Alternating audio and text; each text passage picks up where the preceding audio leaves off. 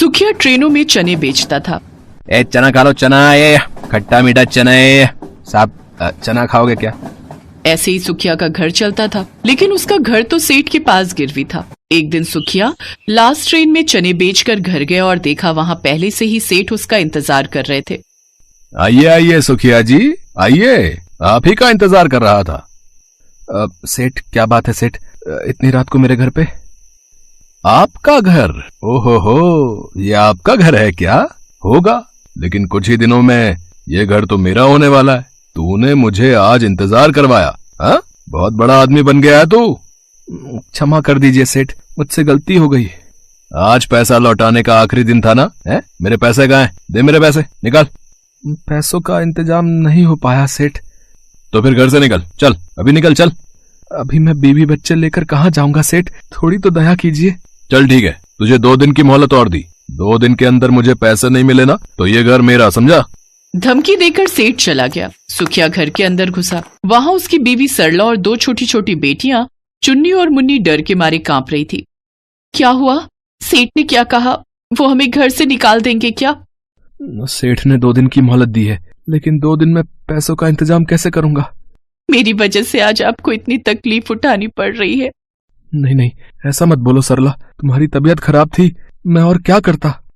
अपनी दूसरी बेटी को जन्म देने के बाद सरला की तबीयत खराब हो गई थी। उसे अस्पताल में भर्ती करवाना पड़ा था। उसी वजह से सुखिया को सेठ से पैसा उधार लेना पड़ा। उसके बदले सुखिया को उसका घर सेठ के पास गिरवी रखना पड़ा और उसके बाद वो अभी तक पैसा चुका नहीं पाया। ये सब सोचते सोचते पूरी रात सुखिया सो नहीं पाया। अगले दिन वो चना बेचने के लिए स्टेशन पर चला गया और ट्रेन में चना बेचने लगा। चना ले लो, चना ये खट्टा मीठा चना, ये चना ले लो साहब।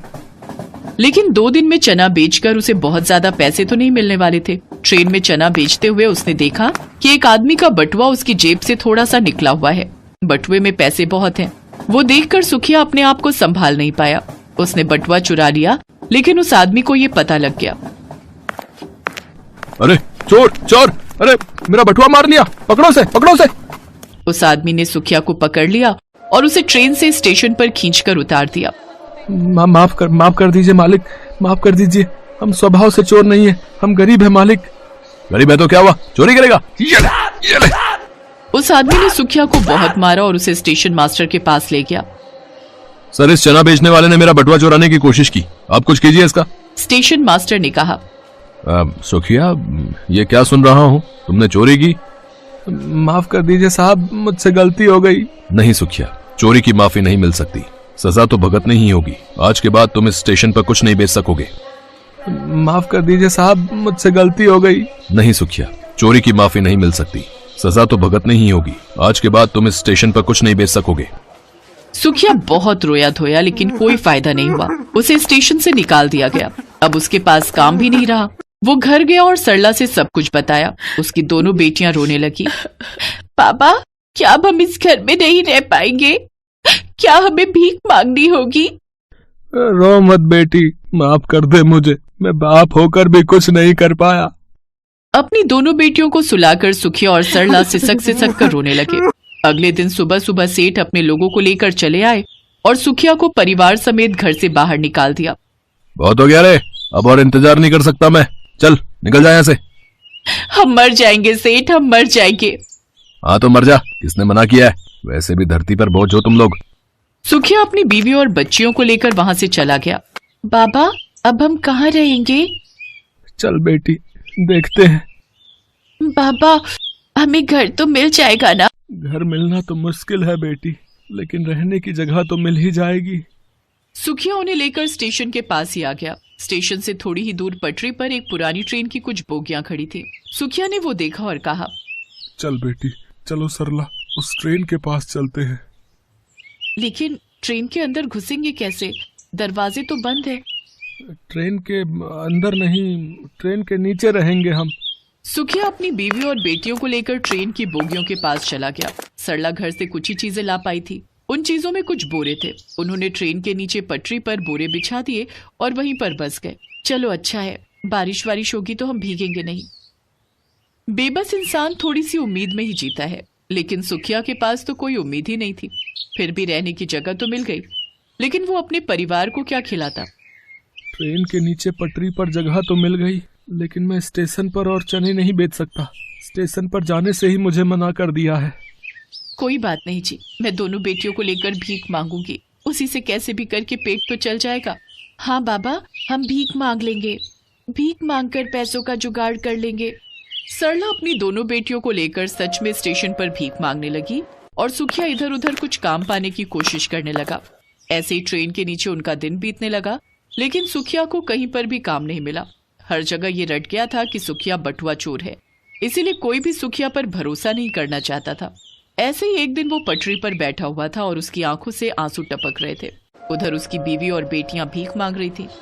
तभी स्टेशन पर सेठ अपनी माँ को लेकर आया और सरला को भीख मांगते हुए देखकर कहा, अच्छा हुआ तुम लोग इसी के लायक हो, ये लो 2 रुपए। सेठ अपनी माँ से बहुत प्यार करता था।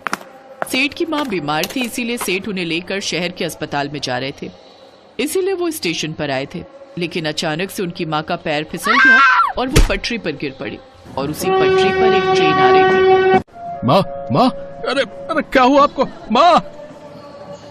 सेठ भी खुद पटरी पर उतरने से डर रहे थे। ट्रेन बहुत पास आ गई थी, सभी ने आंख बंद कर ली, लेकिन तभी सुखिया दौड़ते हुए आया और सेठ की माँ को पकड़कर प्लेटफॉर्म पर उठा दिया। लेकिन खुद पटरी से हटने से पहले ट्रेन ने उसे धक्का मार दिया। सुखिया का नसीब अच्छा था कि उसका सिर्फ दाहिना पैर ही टूटा, वो जान से नहीं मरा। और ये देखकर सेठ की आंखों में आंसू आ गए। सुखिया, तूने अपनी जान की बाजी लगाकर मेरी माँ को बचाया। मैंने तेरे साथ कितना बुरा किया रे, लेकिन तू तो अच्छा आदमी निकला। उन्होंने अपने पैसों से सुखिया का ट्रीटमेंट करवाया और उसे घर भी वापस दे दिया, साथ में उसे जमीन जायदाद और अपनी कंपनी में काम भी दे दिया। इस तरह सुखिया की जिंदगी बदल गई। इसीलिए कहते हैं कि बुराई को सिर्फ अच्छाई ही मिटा सकती है।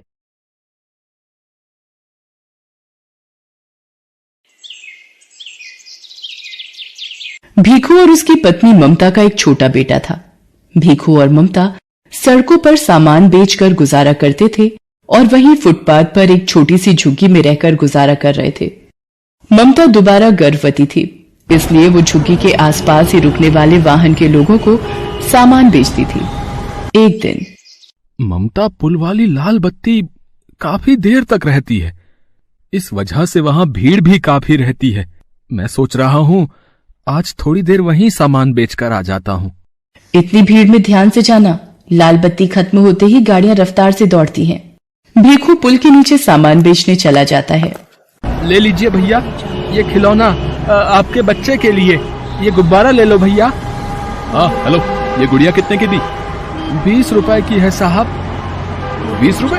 10 रुपए की लगा ले, दे रहा है तो। इतनी देर में लाल बत्ती का सिग्नल खत्म हो जाता है। ले लो साहब, आप 10 रुपए ही दे दो। भीखू 10 रुपए लेकर जैसे ही गाड़ी वाले को गुड़िया पकड़ाकर पलटता है, एक गाड़ी उसे धक्का मार देती है। जैसे ही भीखू नीचे गिरता है, एक और गाड़ी उसे कुचल देती है।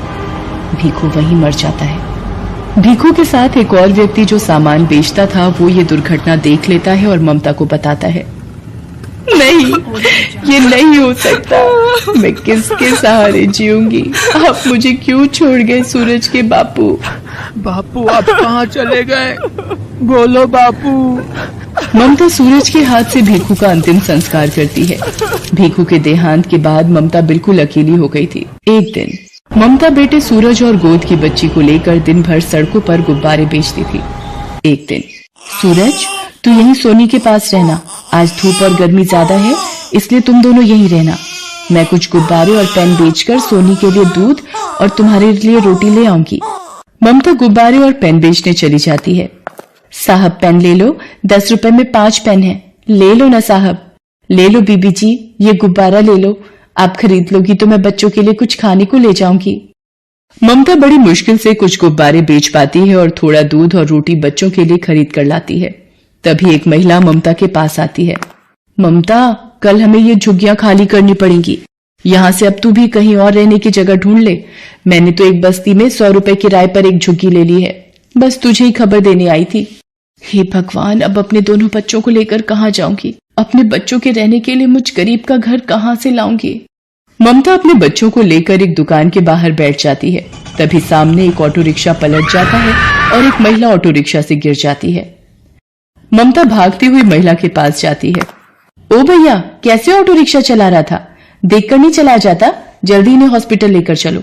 ममता उस महिला को संभाले बच्चों के साथ हॉस्पिटल पहुंचती है।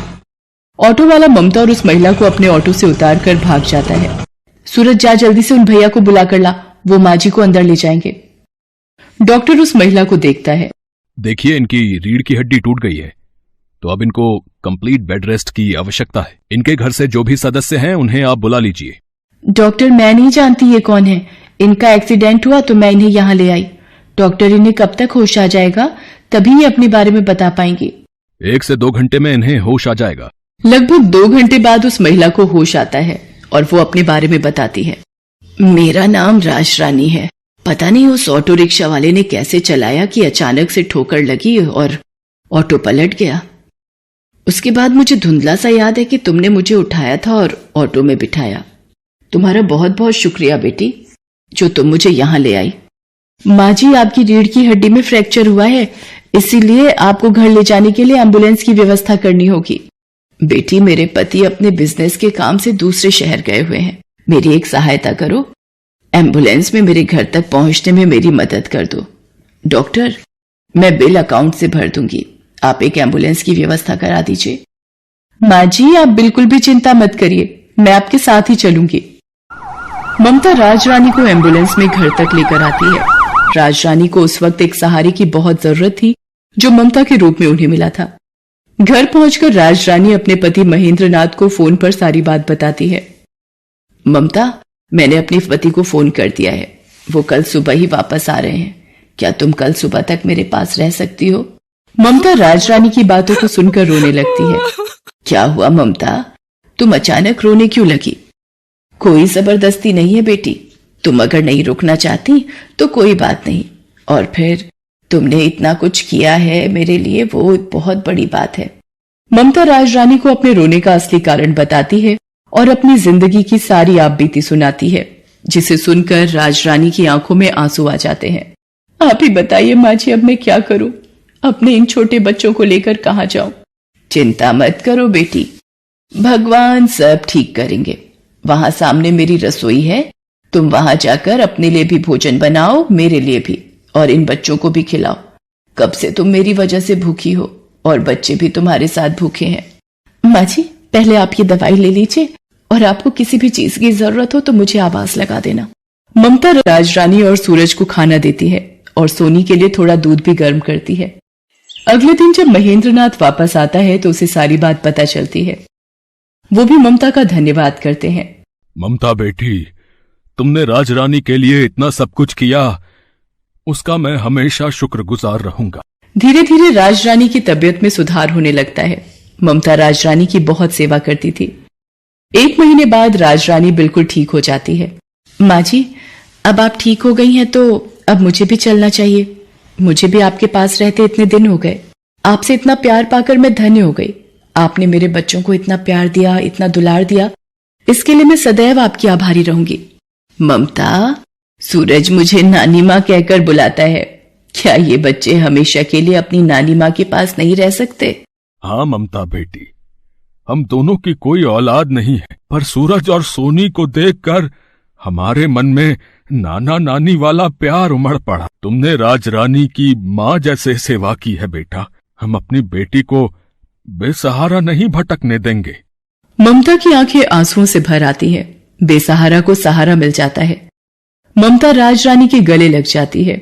उस दिन के बाद से ममता महेंद्र नाथ के कारोबार में उसका हाथ बटाने लगी और उसने दोनों बच्चों को पढ़ा लिखा कर बच्चों के सपने पूरे किए।